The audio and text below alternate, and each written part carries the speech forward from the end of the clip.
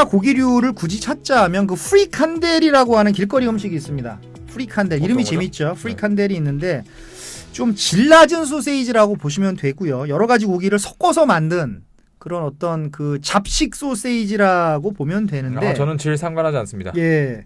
근데 저는 의외로 맛이 좋았어요. 길거리 음식 한 3유로, 4유로에 사 먹을 수 있는 건데요. 오, 저렴하다. 저는 의외로 좋았고 요거 한 2개 정도 먹으면 이 속이 든든하고요. 그래서 네덜란드 친구는 좀 비추를 하더라고요. 그거 좀 별로 질이 안 좋은데 괜찮겠어. 말고기도 들어가고 뭐 여러 가지 고기 들어가는데 괜찮겠어. 근데 저는 뭐 맛이 좋았습니다. 맛이 좋았고요.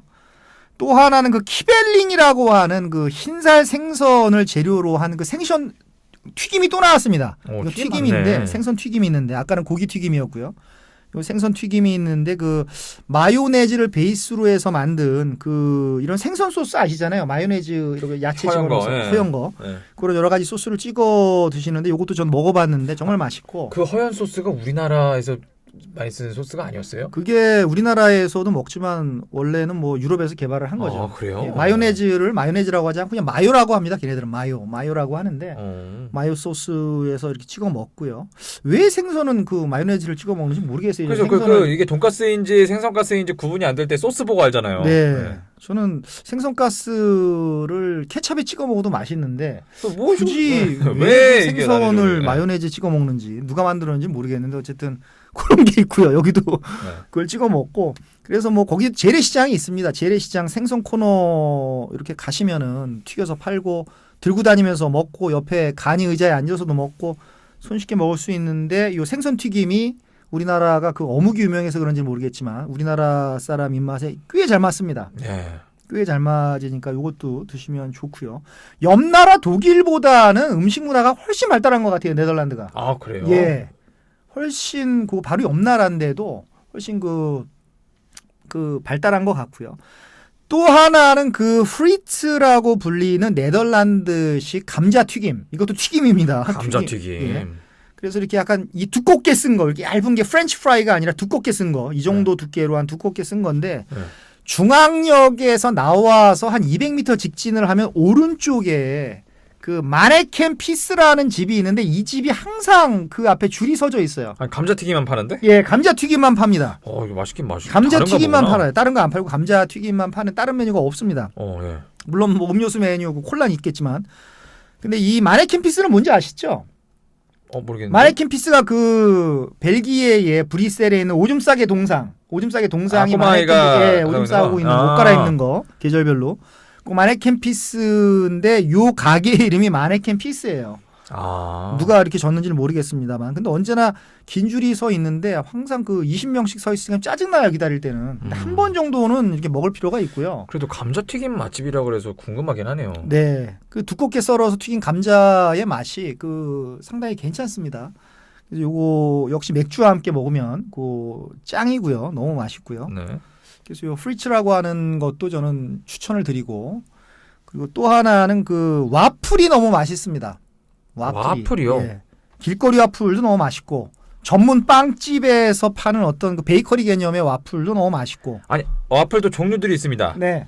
그 우리나라에서 파는 길거리에서 와플 사이에 그 잼 발라주는 그 와플 말씀하시는 건가요? 아니면 그 구워가지고 나오는 그 카페에서 나오는 그런 와플 말씀하시는 건가요? 그 이렇게 왜 그 직접 이 틀에다가 우리나라 틀에다가 이렇게 뭘 붓죠. 네. 반죽을 그게 붓고 반 접고 이렇게. 예. 그 아저씨들이 하는 것도 있고 아니면 그래 반 접지 않은 거 그 브랜드 이름이 생각이 안 나는데 반죽을 넣고 네. 이렇게 뒤집지 않고 이렇게 쑥 해서 익힌 다음에 그 위에다가 자기가 원하는 크림 그런 것도 있고, 맞아요. 꿀 같은 거 바삭바삭한 것도 있고. 예, 바삭바삭한 것도 있고. 종류가 되게 많아요. 근데 이거는 수제 와플인데 네. 수제 와플인데 이렇게 제가 이렇게 틀에다가 넣어서 이렇게 압축을 이게 해서 접지 않고 겉에 이렇게 뭘 발라놓는 건가요? 네네네 그런 거. 알겠습니다. 감 잡히시나요? 네. 예. 그래서 그 아이스크림을 이렇게 올려서 먹으면은 정말 맛있고 가격이 5유로 정도니까 유럽에서 5유로는 굉장히 껌값이라고 보시면 됩니다. 근데 와플이 6,500원 정도면 비싼 편이긴 하네요. 우리 기준으로는 비싸죠. 커요?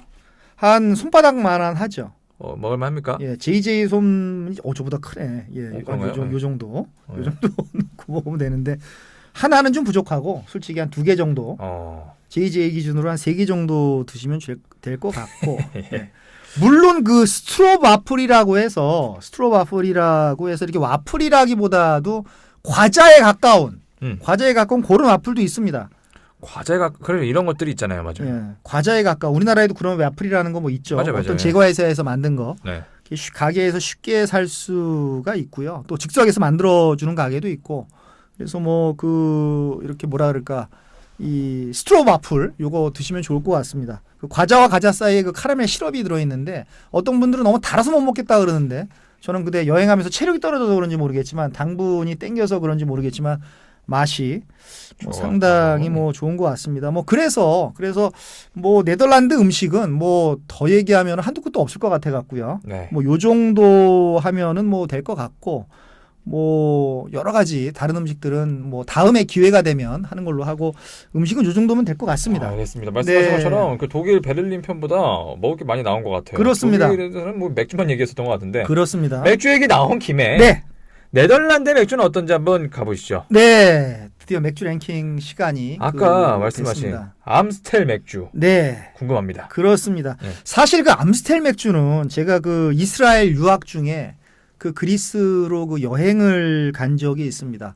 근데 그때 그 뭣도 모르고 암스텔 맥주라는 게 네덜란드 맥주라는 거는 몰랐었습니다. 그 당시에. 그래서 뭣도 모르고 암스텔 맥주를 시켜서 딱 마셨는데 너무 엄청난 감동이 몰려와서 제가 이 맥주가 뭐지 하고 라벨을 딱 봤는데 암스텔이라고 쓰여 있는 거예요. 예. 아 그리고 그때 비로소 이제 이게 암스텔이나 하이네켄만 있는 줄 알았는데 암스텔도 있구나라고 느낀 그런 맥주인데 정말 그 그리스에서 처음으로 먹었던 네덜란드 맥주 암스텔 맥주를 이번에는 진짜 본토에 가서 진짜 암스텔 드라프트 비어 생맥주로 먹었습니다. 좋습니다. 그것도 한 3잔이나 연거푸로. 3잔을 연거푸 마시게 한 네. 하이네켄보다 더 맛있었다는 네. 암스텔 맥주. 네. 브레연의 맥주 랭킹. 네. 오늘의 암스텔 맥주 랭킹은 몇입니까? 네. 이 암스텔 맥주의 랭킹은 딱 떨어지는 30위로 하겠습니다. 오! 네. 30등이면 높은데요? 네, 라거 맥주가 일개 라거 맥주가 브라이언의 맥주 랭킹에서 30위권에 이름을 오. 올린 것은 네. 정말 아, 대단한 라거가. 거죠. 라거가 에일도 아닌 라거가 30위권에 올라간 건 대단한 겁니다. 진짜 의외인데요. 왜냐면은 오늘 맥주 얘기를 워낙에 안 해서 그런가. 네, 평소보다 엄청 안 하셨잖아요. 안 했죠. 근데 이게 30이면은 야 보통 마시는 게 아닌가 보네. 네. 라거 중에서 거의 최고라고 보시면. 라거 중에서 거의 최고라고 봅니다. 하이네켄이 따라올 수 없는 그런 스페셜 레시피가 있습니다. 야 이거 한국에서 먹기가 힘든 게 너무 아쉬운데. 그렇습니다. 한번 찾아봐야겠다. 궁금하네요. 네, 암스텔 꼭 한번 찾아서 드셔보시기를 강추합니다. 알겠습니다. 암스텔 맥주의 랭킹은 30위였습니다. 그렇습니다. 자 이어서 너만 몰랐던 암스테르담 네. 코너로 한번 넘어가 보도록 하겠습니다. 네. 이 코너도 역시 우리 그 브라이언 정의 세계 도시 여행 이도저도의 백미라고 할 수가 있겠습니다. 중요하죠. 네. 근데 JJ 제가 질문 하나 하겠는데 예. 네덜란드를 우리가 은연중에 네덜란드 축구팀도 그렇고 이렇게 뭐 오렌지 군단이라 그러잖아요. 아, 네덜란드 그렇죠, 그렇죠. 오렌지 군단. 네, 특히 오렌지. 오렌지 뭐 독일 전차 군단도 있고 뭐 아주리 군단도 있고 뭐 여러 가지가 있는데 예. 무적 함대도 있고. 근데 네덜란드를 오렌지 군단이라고 하는데 왜 네덜란드를 오렌지 군단이라고 하는지 아세요? 참 지금 입고 계신 것도 생각해보니까 약간 비슷하네요. 네, 이게 그래서 일부러 이런- 이게 그 네덜란드 아, 색하고 딱 맞춰보시는구나. 들어맞지는 않는데 네, 조금 더 진하긴 한데 예, 좀 그런 이게 색깔을 오렌지 군단인데 약간 주황빛에 더 가깝긴 하거든요. 그렇죠. 완전 그런 오렌지색이라기보다는 네, 뭐 여러 가지 색깔이 있습니다. 네. 오렌지가 유명하진 않잖아요. 많은 분들이 오렌지 군단이라고 하니까 네. 또 네덜란드 사람들이 무슨 축제 때마다 오렌지 색깔을 입고 나오니까 또 심지어는 그 네덜란드 왕실에서도 오렌지 색깔을 막 좋아하고 막 하니까 그러다 보니까 아니 네덜란드에서 이 오렌지가 많이 나오나?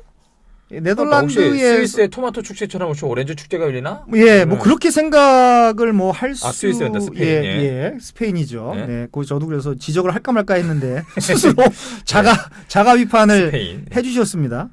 그래서 많은 사람들이 그렇게 생각을 하는 거예요. 왜 그 오렌지일까?